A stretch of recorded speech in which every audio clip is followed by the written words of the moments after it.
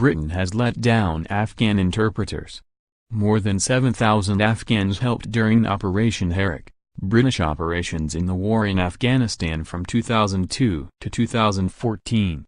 About half acted as interpreters in the belief they would be given a safe haven away from recriminations at home. Only a small proportion, however, have been allowed to settle here.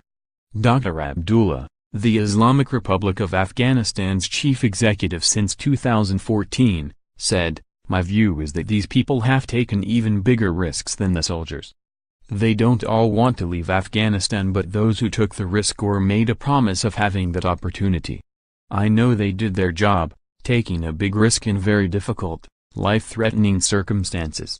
Some come from very rural areas and the risk for them today is even greater." Dr. Abdullah said the job of interpreter had been essential and hell-manned.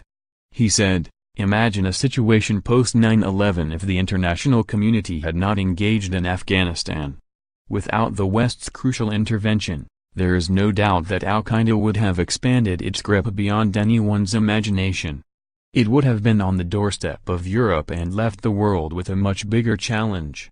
What these interpreters did was crucial to this success." 3 weeks ago, in a damning report, MPs criticized the government's failure to rehome thousands of Afghan nationals who served with British forces. The government set up 2 schemes for Afghan interpreters. One offers relocation only to those who served between 2010 and 2012, when the fighting was its most fierce.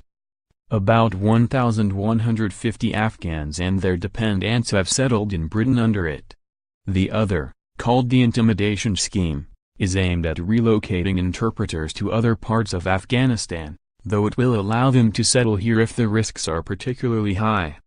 Despite the threats, not a single Afghan has been relocated under this scheme, which MPs branded an utter failure.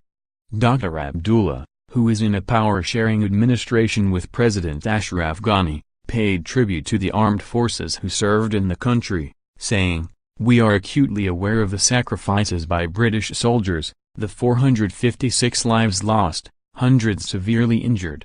We tend to forget how much was accomplished. It was not in vain." Last week the Afghan Interior Ministry reported about 50 members of its security forces were being killed every day. The U.S. recently increased its troop numbers from 6,000 to 9,000, Britain has kept the level at just 500 soldiers. Last night it emerged 2 interpreters who suffered injuries while serving with British troops faced deportation from Germany. The men fled Afghanistan over threats but were refused entry by Britain and will now be deported back to Kabul.